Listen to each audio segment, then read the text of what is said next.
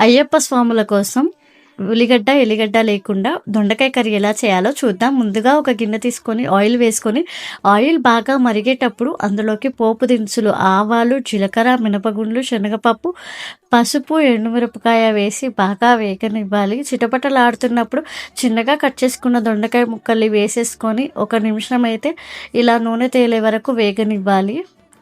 ఇలా బాగా నూనె పైకి తేలుతున్నప్పుడు మనం అందులోకి టేస్ట్‌కి తగినంత ఉప్పు, కారం వేసేసుకొని మరొక 5 నిమిషాలైతే వేగనివ్వాలి. ఇలా తిప్పుతూ ఉండాలి వేగేటప్పుడు. ఎందుకంటే అడుగు మాడు పడకూడదు కాబట్టి. ఎక్కడ కూడా క్యాప్ అనేది వేయకూడదు. తర్వాత షుగర్ వేసుకోవాలి. ఇది పూర్తిగా ఆప్షనల్ బట్ వేసుకుంటే చాలా టేస్టీగా ఉంటుంది.